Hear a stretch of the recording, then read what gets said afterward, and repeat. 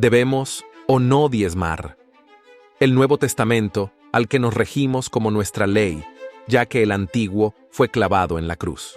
Colosenses 2, 13, 16, dice, verso 13, «Y a vosotros, estando muertos en pecados y en la incircuncisión de vuestra carne, os dio vida juntamente con él, perdonándoos todos los pecados». Verso 14, «anulando el acta de los decretos que había contra nosotros, que nos era contraria, quitándola de en medio y clavándola en la cruz». Verso 15, «y despojando a los principados y a las potestades, los exhibió públicamente, triunfando sobre ellos en la cruz». Verso 16, «Por tanto, nadie os juzgue en comida o en bebida, o en cuanto a días de fiesta, luna nueva o días de reposo. El nuevo pacto no habla del diezmo, sino ofrenda voluntaria, y no de exigir o pedir». 1 Corintios 16, 1, 3, dice, verso 16, «En cuanto a la ofrenda para los santos, haced vosotros también de la manera que ordené en las iglesias de Galacia». Verso 17, «Cada primer día de la semana cada uno de vosotros ponga aparte algo, según haya prosperado, guardándolo, para que cuando yo llegue no se recojan entonces ofrendas». Verso 18, «Y cuando haya llegado, a quienes hubiereis designado por carta, a estos enviaré para que lleven vuestro donativo a Jerusalén». Notará que la práctica de diezmar todos los primeros días de la semana es mezclada con estos pasajes, pero al leer verá que dice ofrenda y no diezmo. Por favor, escuche este pequeño estudio para no dejarse llevar por las palabras de los hombres, sino de Dios, que al pasar el tiempo están aplicando normas y mandatos de hombres. Le animo a que tome su Biblia y siga los pasajes bíblicos que se mencionarán en tan solo 15 preguntas. 1. ¿Qué significa la palabra diezmo? La décima parte. Apartando Dios a Israel para sus propósitos particulares, dio a aquel pueblo muchas leyes a través del mediador Moisés, entre ellas algunas relacionadas con el diezmo. 2. ¿Qué dice el mandamiento básico referente a diezmar? Respuesta: indefectiblemente diezmarás cada año. Deuteronomio 14:22. Indefectiblemente diezmarás todo el producto del grano que rindiere tu campo cada año. Indefectiblemente quiere decir que no puede faltar o dejar de ser. 3.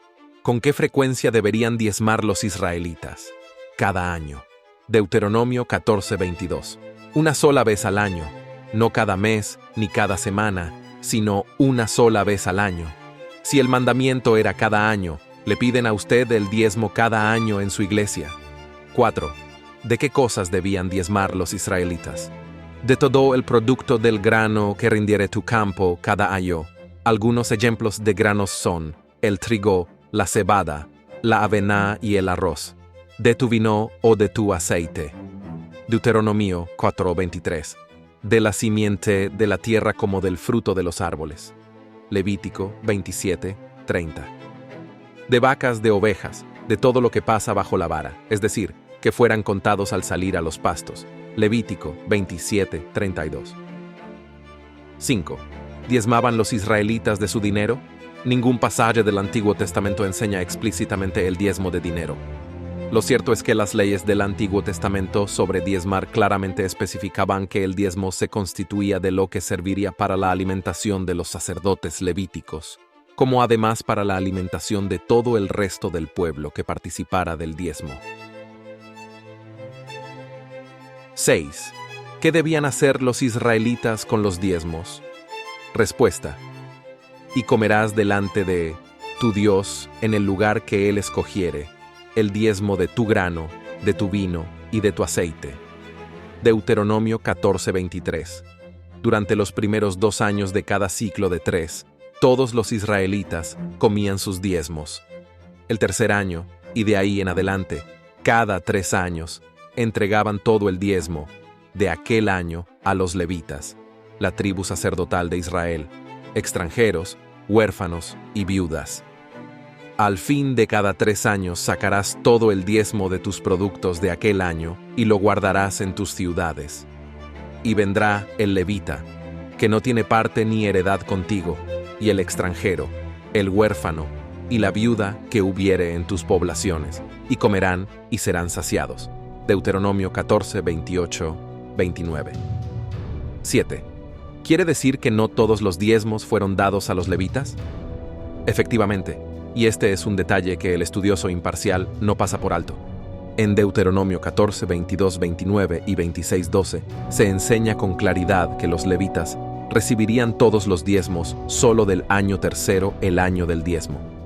Cuando acabes de diezmar todo el diezmo, de tus frutos en el año tercero, el año del diezmo, darás también al levita, al extranjero, al huérfano y a la viuda, y comerán en tus aldeas y se saciarán. Deuteronomio 26, 12. Si usted le están pidiendo el diezmo para sustentar a los levitas modernos de hoy día, ¿se lo piden cada 3 años? 8. ¿Por qué debía comer el israelita sus diezmos de los primeros 2 años? Respuesta: para que aprendas a temer a Jehová todos los días. Deuteronomio 14, 23. 9. ¿Dónde debía comer el israelita sus diezmos? Delante de Jehová. Deuteronomio 14, 26. 10. ¿Qué quiere decir alfolí en Malaquías 3:10? Traed todos los diezmos al alfolí y haya alimento en mi casa. El alfolí era un granero, o almacén, donde los judíos guardaban sus diezmos. Desde luego, hacía falta un almacén para guardar el diezmo de los productos del campo, del ganado, etc., pero no para guardar dinero. El dinero se guarda en calles de seguridad, bancos u otro lugar seguro, pero no en un alfolí. Los auspiciadores de diezmos en la iglesia suelen citar solo la primera parte, Malaquías 3:10. Traed todos los diezmos al alfolí, pero no la segunda parte, y haya alimento en mi casa. Dios no pidió dinero a los israelitas, sino alimento. La casa de este versículo no es la casa del pastor de la iglesia o la casa de oración de la iglesia, sino que era el templo en Jerusalén. 11. ¿Es correcto exhortar a la iglesia a diezmar apelando a Malaquías 3:10 como prueba? Definitivamente que no. Malaquías 3:10 pertenece al Antiguo Testamento. El Antiguo Testamento ha sido abrogado en su totalidad, 2 Corintios 3, 6, 17, Hebreos 7, 18, 19, quitado de en medio y clavado en la cruz, Colosenses 2, 14, 16. El mandamiento de Malaquías 3:10 fue dirigido directa y exclusivamente al pueblo de Israel. 12. ¿Por qué diezmó Abraham a Melquisedec si el diezmo era solamente para la tribu de Leví y esta tribu todavía no existía? Hebreos 7, 4, 6. Si fue antes de la ley mosaica, ¿por qué no es mandamiento vigente para nosotros hoy día? La respuesta es sencillamente porque el mandamiento de diezmar no se encuentra en el nuevo pacto, sino lo que uno propone en su propio corazón. 2 Corintios 9, 7. Conforme a lo que ha prosperado. 1 Corintios 16, 2. El hecho de ser practicado por Abraham antes de la ley y por los israelitas, bajo la ley, no significa que sea parte de una ley permanente de Dios. Por ejemplo, la circuncisión también fue practicada por Abraham antes de la ley y por los israelitas, bajo la ley, pero la circuncisión física claramente no es parte del nuevo pacto. Gálatas 5, 1, 4. No por ello seguirá siendo ley. 14. ¿Diezmaban los miembros de la iglesia primitiva? Negativo. No recibieron mandamiento alguno que los obligara a diezmar. En todo el Nuevo Testamento, no hay siquiera un solo ejemplo de algún hermano o iglesia que diezmara. Por un lado, hay tantas instrucciones en el Antiguo Testamento para Israel sobre diezmar y ejemplos de cómo lo hacía. Pero por otro lado, ninguna instrucción o ejemplo al respecto en el Nuevo Testamento para la iglesia. ¿Por qué no hay ni siquiera una instrucción de cómo hacerlo en la iglesia que el Señor estableció? ¿Quiénes serían los encargados? Ya que los levitas no seguirían más. ¿Cree que Dios dejó librado al azar? 15. Diezmaban los cristianos del siglo I con el propósito de consumir todos ellos los diezmos a manera de los israelitas bajo el Antiguo Testamento. No hay en el Nuevo Testamento ni pizca de evidencia para semejante práctica. Tampoco estableció Cristo en su iglesia algún sacerdocio especial que los miembros tuvieran que sostener mediante diezmos, sino que constituyó a todos los miembros de su iglesia reyes y sacerdotes. Primera de Pedro 2, 4, 10. Apocalipsis 1, 6. Si uno quiere hacer mandatos que fueron dictados bajo el Antiguo Testamento, entonces deberá cumplirlos todos, no solo uno, el que conviene, y otros no.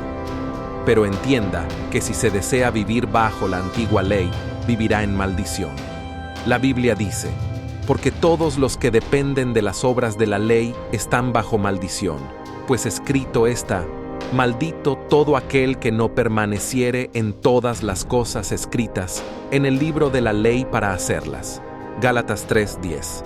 ¿A qué ley desea servir usted, a la de Cristo, que nos salva o la ley mosaica?